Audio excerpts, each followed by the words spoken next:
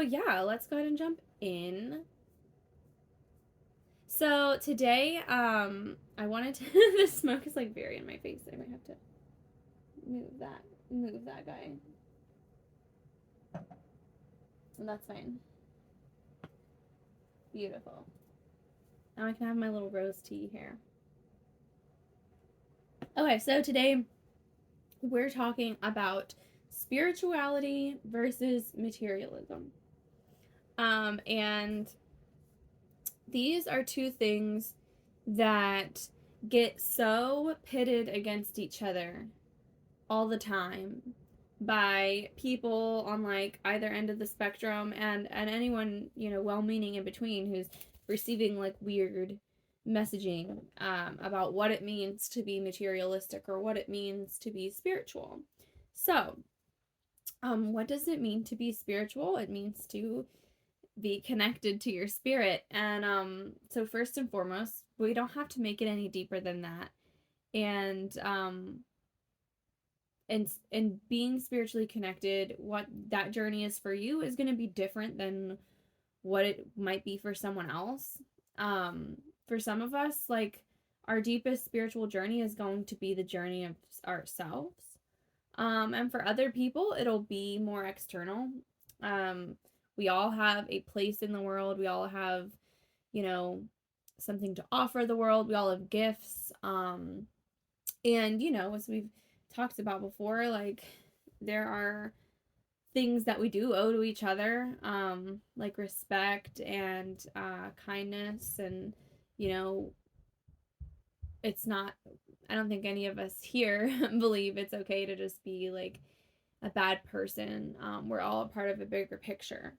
But, what your spiritual journey is will look totally different from someone else's.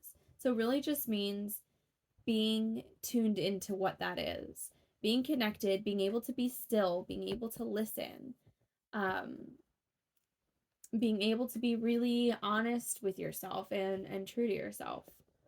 Um, and there are certain things that will go through everyone's spiritual journey, different ways that we all carry energy. And, I mentioned some people have this journey of the self while others are creating something bigger, and we're all doing both. Um, and we all go through all of these different stages within our journeys. But when I say that, I like to think about like Ariana Grande. Okay, what she's doing, the music that she's creating affects like millions of people, right? Um and then alternatively, like a therapist maybe affects a handful of people per week, right? On like a deeper level. And so both of them are like on their true path and doing what they're meant to be doing. And don't come for me about Ariana Grande. I love her. And hi, Aunt Crystal.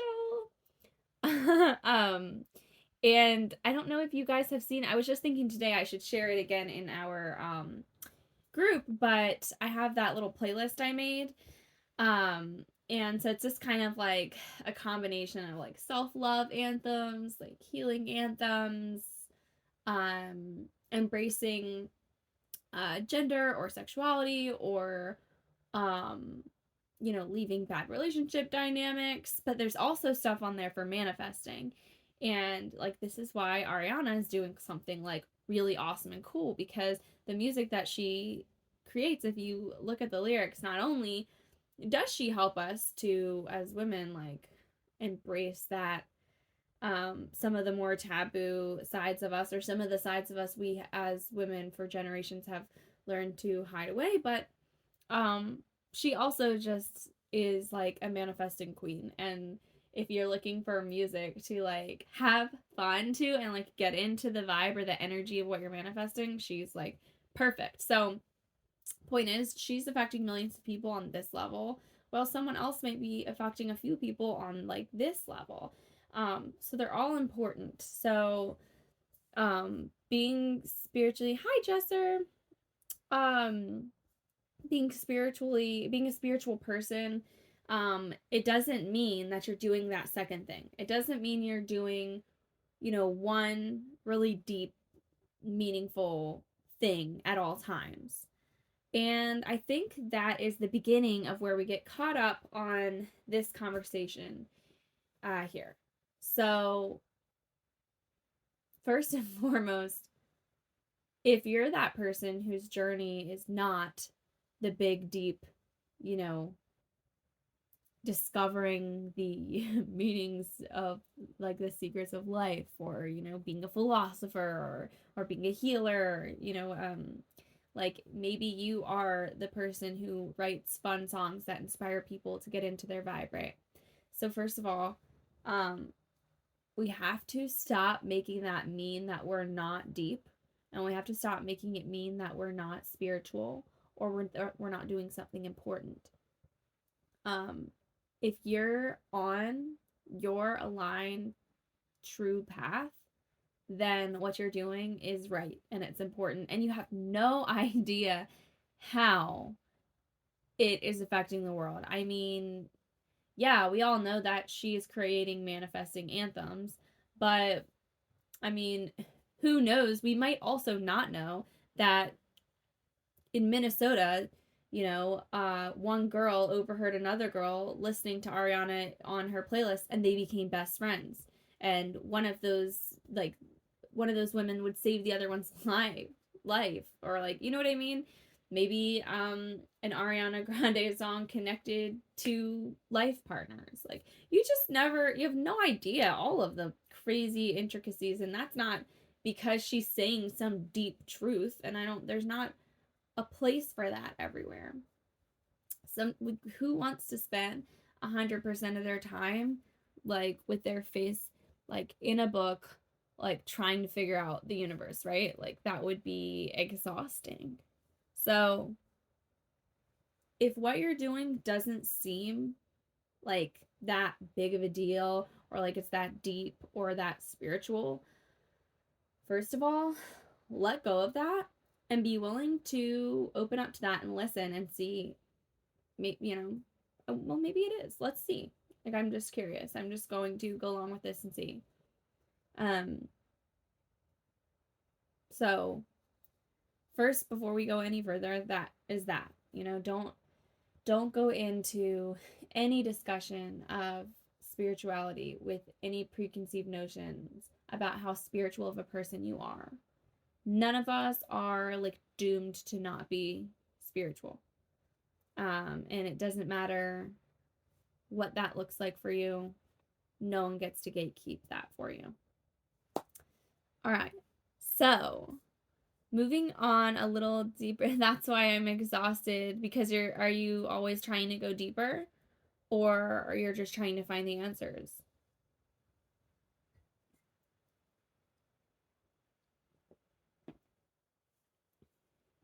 For me, I always find myself being exhausted because I'm trying to get some kind of meaning that's not like immediately present. Like, oh, I did so much today. Like, even today, I did a lot today, and I kept catching myself saying, like, I did so much today, like in my head, as like a brag, like, I'm so proud of myself, I did so much today. And on one hand, it's like, I feel good that I did so much. Like, I feel accomplished because those things needed to be done and they were weighing on me, and my body feels good that I moved around. But on the other hand, I have to be like, stop. Like, that's not what the purpose of the day was. The purpose of the day wasn't to get as much done as possible. Um, so always searching for the answers for everything. Yeah, it's really okay. I have the perfect metaphor for this, but it might be kind of weird to some people listening. Um, but um this idea of us trying to like grip onto things in life and like, trying to figure things out and trying to do it ourselves. Um, I am reminded of it like almost every day, because my child, who is still breastfeeding, he he's like full nursing, all like he wants to nurse all the time basically. And when I pick him up, he will like, if he's ready to nurse, he will like rip at my shirt. And oftentimes I'm wearing a shirt or a dress that is tight. And so like right here, I would have needed to undo a button, right? In order to for him to get to the milk. But he's so busy pulling at my shirt, I physically can't get to the button to undo it. He is like putting all his weight onto me. And we do this all the time, and every time I just think, if you would just ask for milk, and he knows how, he can sign. If you would just ask for milk and then sit back for a second and trust me that I will provide it for you, it would come so much faster. And that's how it works for us too. It's like the more that you grip onto something and worry that you're not going to have it and feel this need to figure it all out or do it all now yourself, like who knows what you're blocking out. And this is like, you know, things like maybe you're jumping into a job that because you're like, I need to figure out my career, or you know, maybe it's like a money thing, like I need to change my financial situation right now. We need to pay off all our debts right now, so I need to get this extra job. So you go get that extra job, and then, you know, maybe because you have to work that job, you're unable to go to a concert, or, you know, a party, or, you know, whatever. And had you gone to that thing, you might have met the person you're like a soulmate connection. And I don't just mean romantically, I mean like a soulmate friendship, or like a soulmate business partnership. Like maybe the person you're meant to create something with, whatever it may be, you're missing them because you're so busy trying to figure it out and control it. So that's kind of like sort of a little side tangent, but I'm obsessed with that because that is something that I have done so much in my life. And truly, like when you really do find your appropriate place of surrender, it really does come, and it comes so much faster. But yeah, so okay, so we're in that space. We're being ourselves. We're not trying to make it mean something or trying to figure out our life's purpose, right? We're just being us.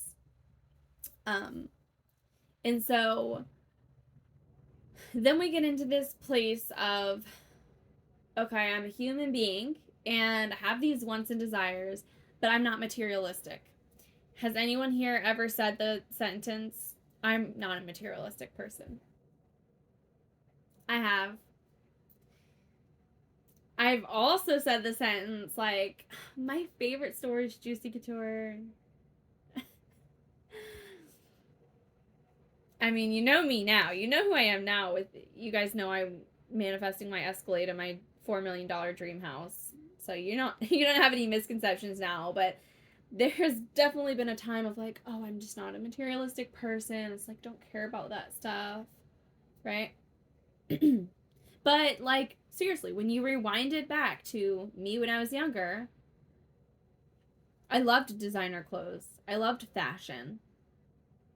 So why then did that end up coming into a space where, oh, no, I can't be materialistic. I don't want to be materialistic. Why not dream big, right? Yeah. So I think we naturally inherently start out dreaming big and having, you know, big grand desires. And then we end up quieting them as we get older because we receive all this messaging that it's wrong to be materialistic. It's wrong to care about money, let alone to love money. And it's wrong to be rich. And it's wrong to have more than others. It's wrong to have an easier life than others. It's wrong to have a lot without automatically taking care of everyone around you. Like, we receive so much of that messaging all over the place. And so we shrink ourselves down and our wants and our desires, and we shrink them down. And you know what we replace that with is like, I'm spiritual. I don't need, like, you know, physical riches. I just need to be spiritually rich. I just need to have a rich life. But I don't need to be wealthy. I just need to be happy. I feel like everyone probably, for the most part, has said some of those things before. And I think part of it is with the best intention because maybe we're afraid of being a certain thing, or we don't, we genuinely don't want ourselves to be a bad person. And another part of it is we don't want other people to think we're a bad person. And so we do have these desires and wants deep down, but we just kind of try to keep them there because we don't want to have the audacity to say, like, yeah, I want to be a millionaire. Actually, I want to be a billionaire. I want to have this car and that car, and this is what my dream house would look like, and, all of that. And if we do say those things, we always qualify it with, oh, but it's because I just want to make a difference in the world. I just want to help people. I want to, pay off my family's debts. I want to take care of the people around me who have done so much for me in my life, right? And we always do that.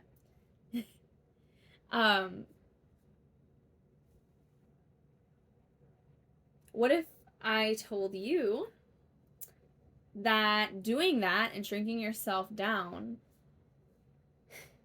doesn't make you any more spiritual? Yeah, and having less doesn't make you any more spiritual.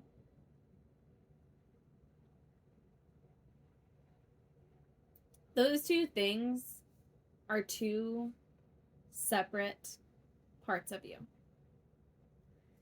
And, we talk in here sometimes about how, we have our spiritual bodies and we have our physical bodies, and they work in perfect tandem, right? Like we have our human and we have our soul, right? And we talk about nurturing both of them. We talk about how, the human parts of you function differently than the spiritual parts of you. But here in this piece, we have to really get down to that and look it in the eye, because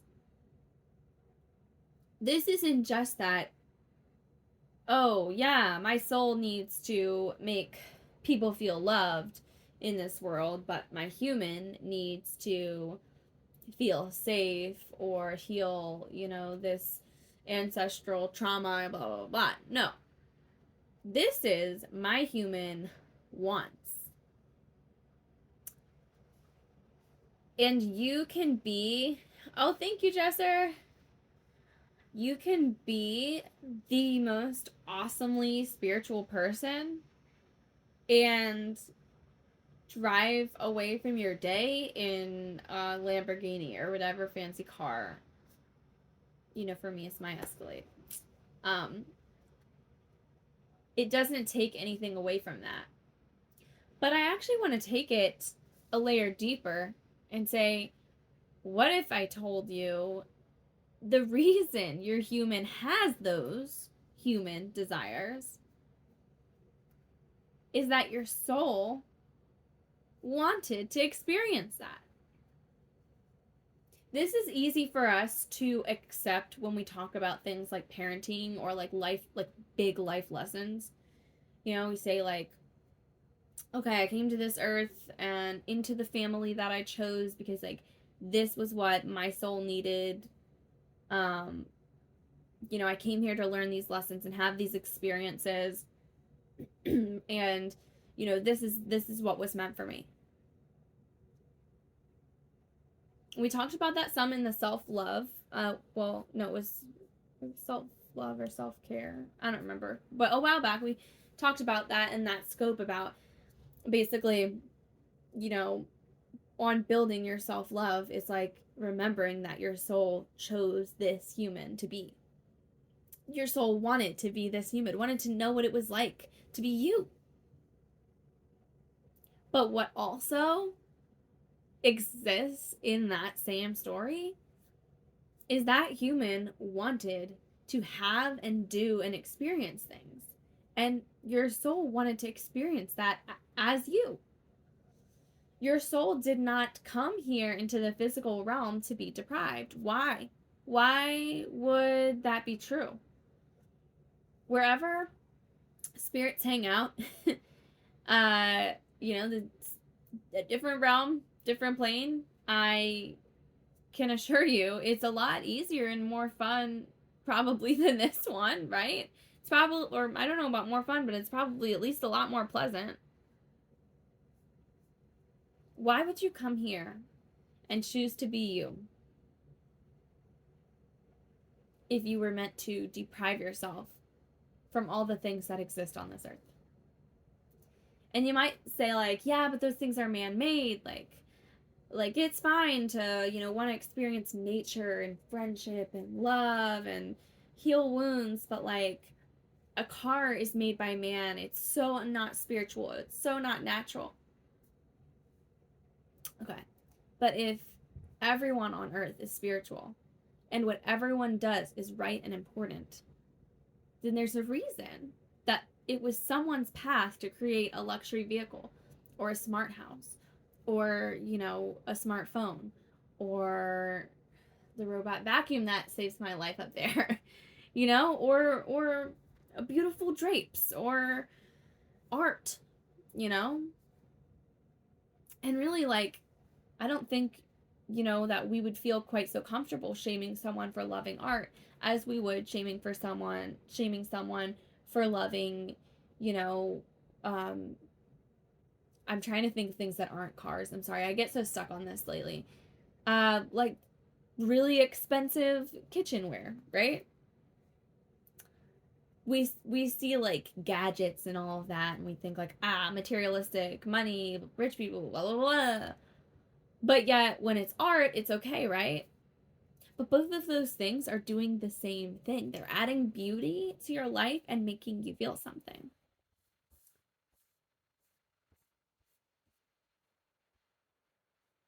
So you weren't born to be deprived. You weren't born to see a bunch of things that are beautiful and then to just turn back to yourself and say, you can't have that because that's not spiritual. That's someone else's soul's work. And if you are drawn to enjoy it, there's a reason. And you don't have to know the reason. And you will probably never know the reason. I'll certainly never probably know why I want my Escalade or, I love Dolce & Gabbana. I don't own any Dolce & Gabbana, but that is the thing. Like, if I had a few $1,000,000 right now and I had the time to go shopping, off the bat, that's where I'd go. I love Dolce & Gabbana. And, you could be like, oh, yeah, it's just the designer label. But no, because I can see a piece. Well, back in time, I could see a piece and be like, oh, I love that. Who made it? It was Dolce & Gabbana. Now I can see a piece and know it's Dolce & Gabbana because I love it, right? It's just my style. I think it's awesome. It's gorgeous. It's art. And we don't ever have to know why we like those things. But it's really important for our souls to be nourished, whatever that means. So if you have this like soul desire to go skydiving, then that's for you, and that is spiritually aligned. Now, if you say to yourself, I need to go skydiving to prove I'm brave, probably not spiritually aligned. Maybe not the thing you need to do. And that goes the same way for if you were to say, like, well, I got a few $1,000,000 here and I know nothing about fashion, don't know what I like, but I'm just going to, like, go buy a bunch of Chanel stuff because that's what rich people wear. Again, not right. Or if you are struggling to pay rent on a house or an apartment that was outside of your means, but you want to look a certain way, you want people to think a certain thing about you, that's not aligned. Those things maybe are materialistic, maybe not. You know, the skydiving one's not a material thing. That makes you think maybe it's something else entirely. It kind of makes you think then that this idea of materialism is just like nothing. It's almost like we stuck that label on this part of the wound to not have to look at the big picture, which is that if it's true and right for you, if your soul really wants it, if you have a desire in your heart, and it's you, then it's right, it's aligned, and it's for you. And that if you feel like you have to have or do something to keep up or to avoid or to look a certain way, then it's not. Then it comes from a place of wounding. And it's so easy to say, like, oh, well, like, yeah, that's materialism. But that is starving you of the opportunity to see that you're doing the same thing in your relationships, in your friendships, in your career, your job choices, you know?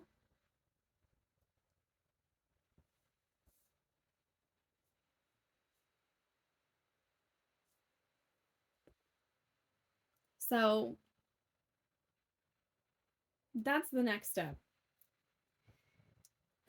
Get this idea of materialism out of the way. And if you do think that you're being materialistic, just skip that word altogether because it just doesn't serve us.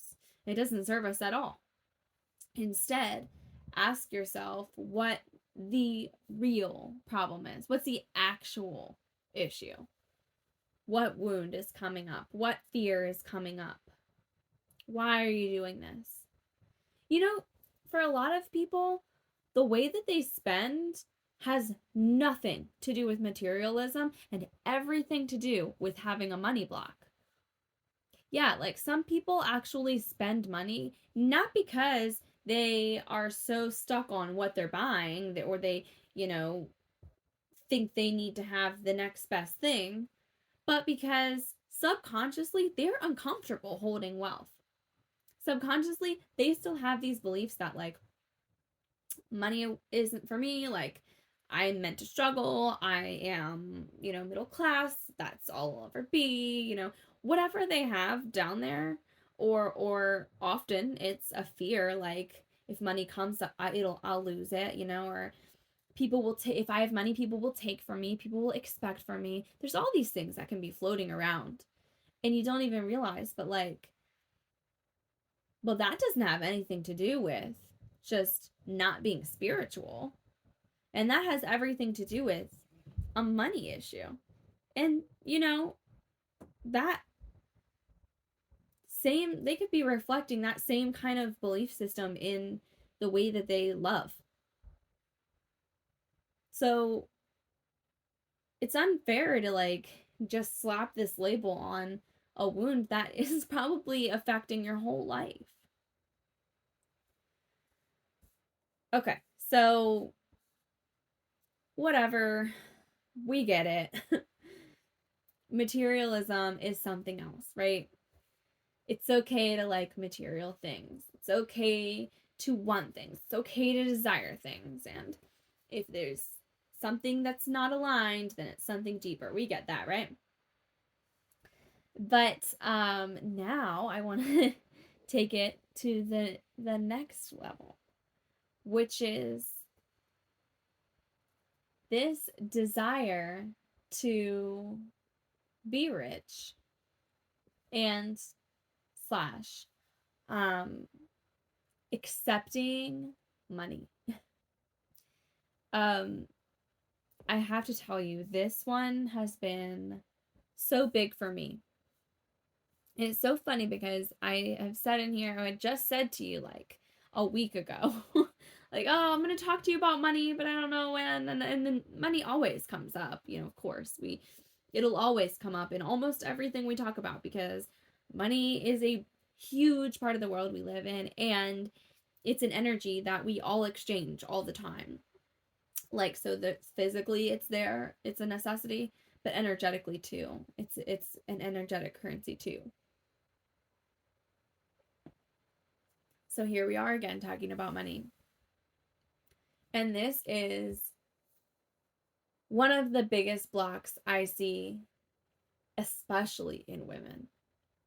And I have had it too, and I still have to like love myself through it, because it's not just gone for me. This is so deep in us that it will take a lot of time to really fully heal it, probably, or at least a lot of those cycles we talked about last time.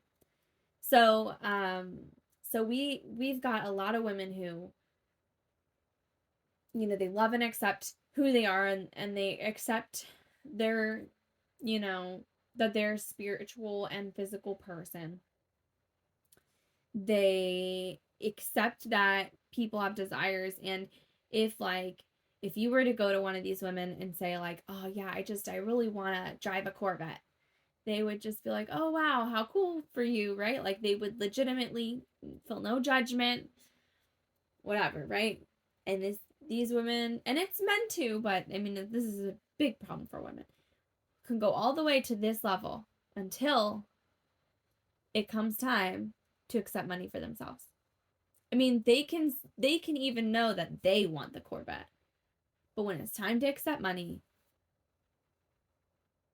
that's wrong. When it's time to accept money specifically for their gifts, that is no, I could never do that. I'll just do it for free. You can have it for free.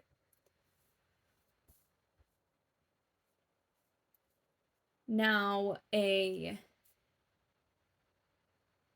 portion of this is that we feel like if we have a gift, it is our obligation to share it. So let's get into that a little bit. If we have a gift, it is our obligation to tap into it and share it. However, it is not our obligation to give it away for free. You're allowed to charge money for your gift. And if you think that you're not, I would question you, what do you think it's okay to charge money for? Do you think it's okay to accept a paycheck doing administrative work from home from a big company? And then you think that you should, like, in your spare time, be an energy healer or a body healer or a coach or whatever, an instructor of some sort, and you shouldn't take money for that because that's your gift and everyone should have access to it, and so it should be free for everyone.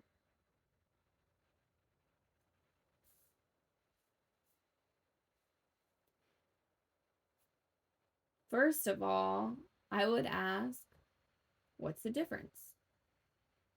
Why is it okay to take money for something that is meaningless to you, but not okay to take money for something that's meaningful? And then beyond that,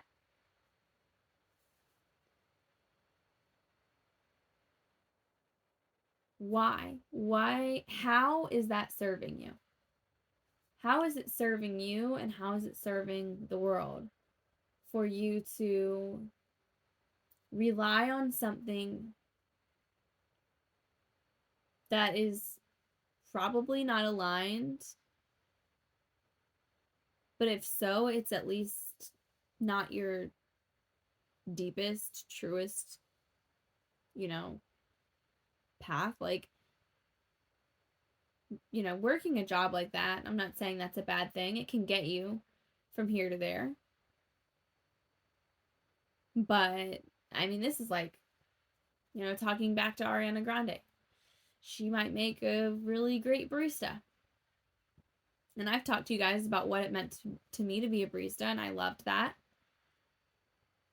And maybe, she would have had that same experience and made impact on a lot of people.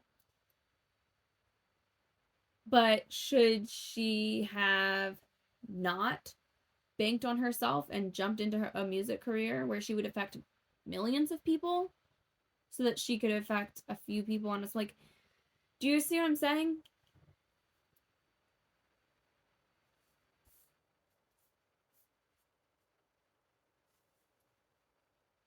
So we live in a world where you need to have money. You have to have money, period.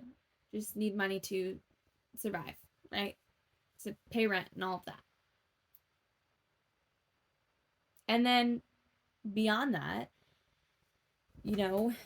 as we just said, you need money to do the things and have the things that your heart desires, that you're like burning up for. Things that just, light you up. Whether it's, fancy charcuterie boards or, designer purses or cars or, vacations or like that. Whichever one of you weirdos is skydiving, I don't know. You put that in my head, one of you. Whatever it is, right? In order to be your best and truest and fullest self and to make the impact you're meant to make, you need enough money to survive, to be happy, and to be the full expression of yourself. You cannot serve the world to the extent that you are meant to if you are not nurtured to the extent that you desire to be nurtured. Start where you're at, do what you can now, but always be giving to yourself more and more. This is kind of like we talk about, you can't pour from an empty cup or whatever. But that saying, like it really gives us the bare minimum. That saying creates this image that you could put a splash of water in a cup and then give everybody a drop because it's not empty. We had our event on Saturday. It was amazing. And something that was said there that I loved was I'll probably get this wrong. It said, fill your cup so that it overflows and then pour from the saucer. I think that's how it went. I'm going to have to ask Crystal exactly how it was said. But like, for real,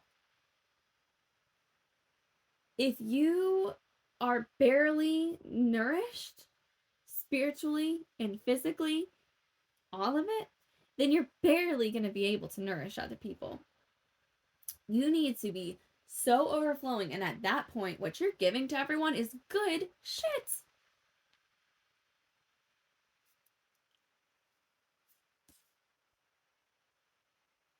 Always wanted to go skydiving. Someone will need to push me out of the plane. That's so funny. Ugh, maybe I'm just channeling that from you. Well, you can go and be pushed by someone else. I am not doing it with you. That's so funny. There's a quote. I want to see if I can find it. I should have looked it up. Let me see.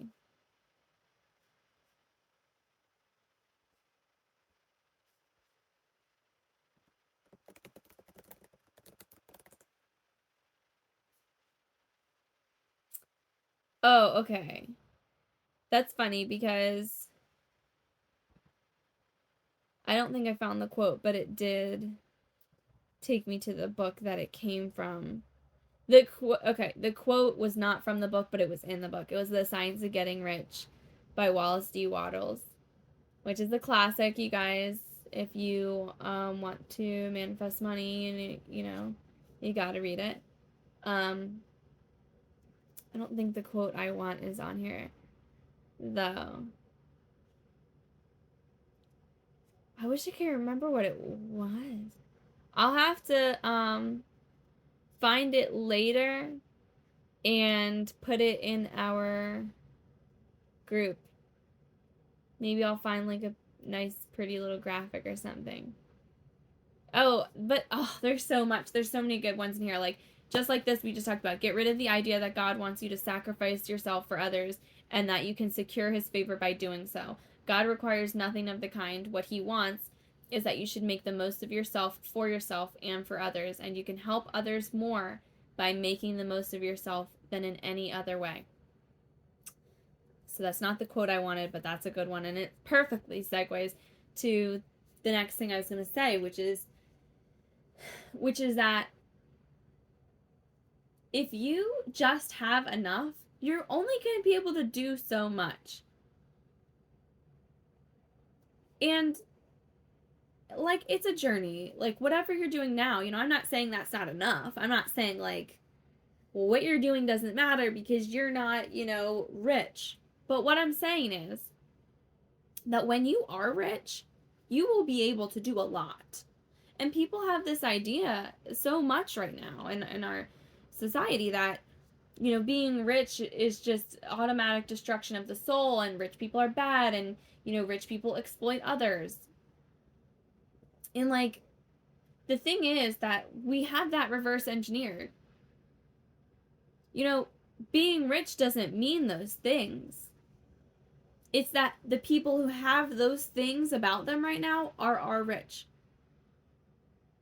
But there are also rich people who are nothing like that. And everyone, in this space here, if we were all to become millionaires and billionaires, we wouldn't be that way. And I know that because I asked you guys in this group before what you would do if you had the money. And we talked about that already. It was all giving. And it wasn't 100% giving. There were things you wanted to do for yourself, but most of those things were things like have a home. And sure, you wanted a big house and you wanted a yard, but it was a home. It wasn't a private jet. And if a private jet is what you need to have for your future lifestyle, I'm not judging that either. There's things to be said about like the environment and all that, but there are also people who probably need one for their lifestyle. Truly, to be 100% of ourselves and to offer 100% of what we're meant to offer the world, we all need to be rich. And as we become rich, we have more of a say in what happens in the world. Like, there's this Twitter account that's called "Did Jeff Bezos cure world hunger today?" And every day it tweets, "No, today Jeff Bezos did not end world hunger." Okay, right? Because that's the thing that everybody says, like, he could if he wanted to, right? And so let's stop thinking about how if people are greedy, and so like if someone's rich, like they just keep all the money for themselves, and like the world will just always be terrible because money is evil, right? Instead, let's just like not think about the people who aren't doing what they should for the world, because well, we know for sure if we had the money, we would do something about it. Or maybe not that. Maybe something totally different. Because the world has a lot of areas that need nurturing. And none of us are going to fix them all. But right now, we're not fixing any of them. And I'm not talking about like making donations each month from your paycheck. You're like, here's enough for me to get by. Here's enough for me to go on date night. That's something fun. And then here's $50 a month towards whatever charity. Take that $50, put it into stocks, invest it in yourself, do something with it, whatever, Bitcoin, whatever it is, so that it can grow, and you come back to me a few years from now when that $50 has turned into $1,000, and if you still want to use it to make a difference in the world, see if you know that year or few years of putting money aside for you instead of trying to fix the world changes how you view what fixing the world would be.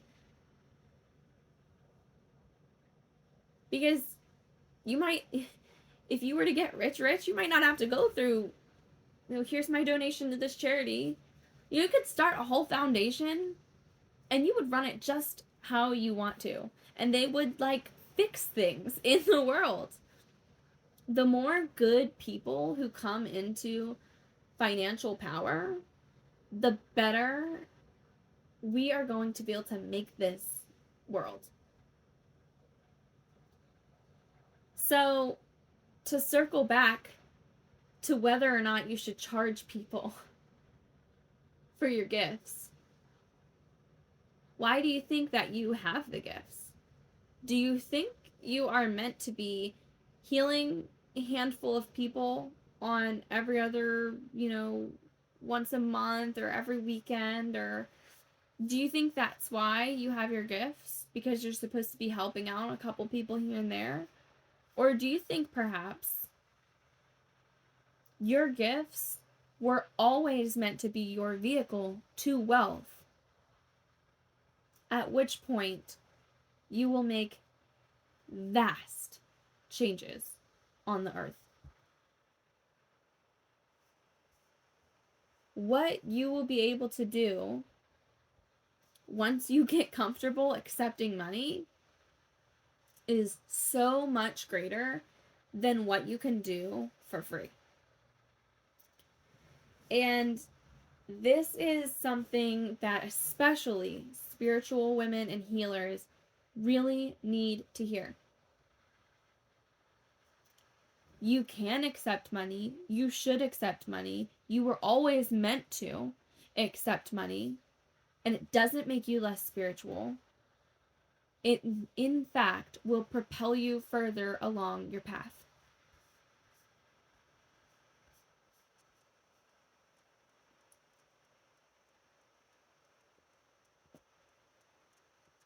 Another part of this that was hard for me getting started with all this is that I met these fantastic women who had this problem.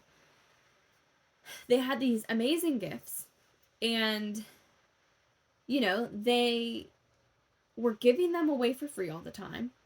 And I wanted to connect with these women. I wanted to hire these women. I wanted to, network with these women, or I wanted to collaborate with these women, or I just wanted to be friends with these women.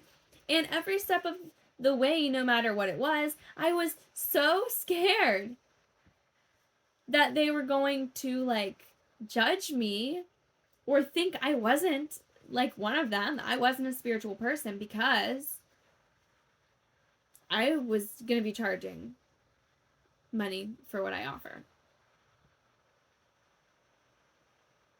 And also because, this is my world. I got new light up flowers. This isn't what it's going to end up looking like. I'm so excited to finish doing this room. I bought some stuff to set up my streaming space. It's just not done yet. So I'm excited though when it happens. But this is my space. Like, it's always going to be glitter and flowers and, whatever hair tutorial was on TikTok, or whatever, and crop tops, and what I've got I'm having Google Pixel phone and whatever. Like, I can't think of any more examples in front of my face right now. Fun clothes, like sparkly, shiny, pink, girly, punk Barbie, Like, this is how I show up. Because you're not doing anyone a service by hiding yourself behind a mask that says, I'm spiritual. And for a lot of us too, that goes down to how we dress and speak and appear. I don't usually I'm like a 50, no, probably less than 50-50. I normally don't wear either any makeup or I just do eyebrows and mascara.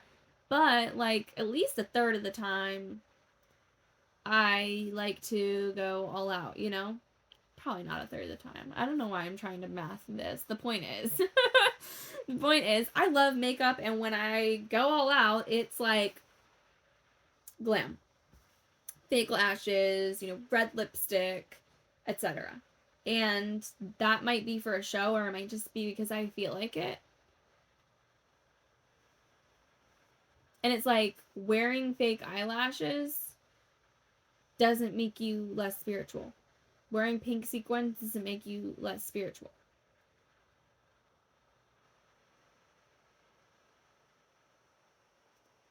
We have this like image of what a spiritual woman is, and it's like she's covered up, like you don't see a lot of her body, and the clothes she's wearing are like loose like scarves and long peasant skirts, and or it's a sundress, like, you know what I'm saying? It's no makeup, no flashy jewelry. And that's the uniform, right? Like maybe if there's like some tie-dye or hemp or crystals or something, like whatever it is that we wear, like we can identify this woman. And I wear crystals. Like I'm not saying any of that is wrong if that's your style. I'm just saying this is like the spiritual like uniform. And we see these women like, oh, she's spiritual, she's approachable, she's not materialistic, she's not fake. It's a big one, we assume people are fake. Things like that. And like, if that is your style, like that's great. That's beautiful too. But you're also allowed to wear, or is it, this shirt. No, it's sideways. Whatever, it's upside down. You're allowed to wear this shirt when you meditate. I thought I had more fun clothes to show to bring my point home, but those are all just mostly. How about these? You're allowed to wear metallic mermaid leggings.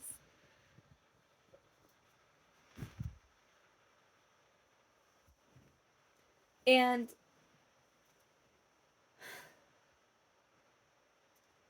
dulling that down to try and pass off as this one facet of yourself, it's not welcoming anyone in. It's not making you any better of a person. Oh, you like my flowers? Thanks. And you can't really tell, but these lights are flowers. But yeah. The point is, you can be the full expression of yourself.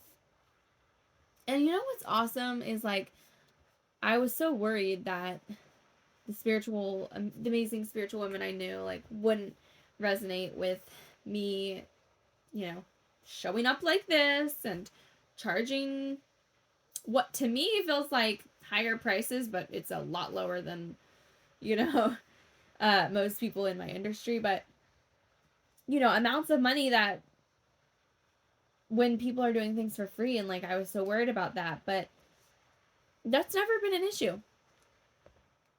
Which makes me think, this is all internal. Why are we okay creating the space for other women to be their full selves? Why are we creating this space for other women to be wealthy and to be business savvy and to use their gifts? But we can't do that for ourselves.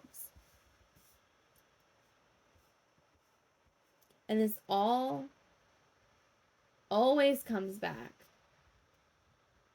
to our wounds, our fear, our worthiness, our limiting beliefs, our, ancestral trauma, our childhood trauma.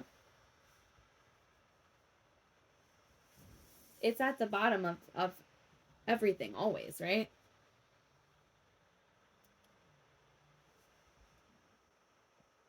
But before we can even get to know any of that, we have to accept that it's a good thing to be wealthy. It's a good thing to live in the material world. That's where we are, whether we like it or not. And, the sooner that you start to like it, the more fun it's going to be, the easier it's going to be.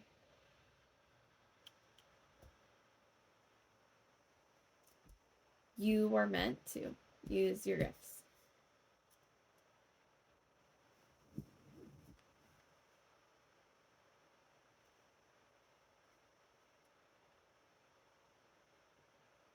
So,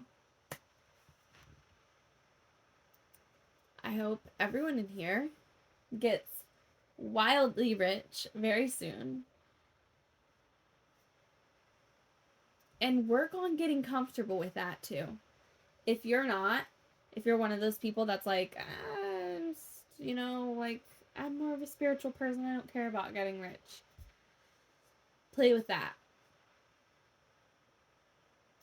Say it. Feel how it feels. Feel into it. Find those wounds where you're, resisting wealth. And then meet that with what we talked about today, which is that you should be rich. You have permission to use your gifts. You should be using your gifts. You're supposed to accept money. You're allowed to want things and you're allowed to have things.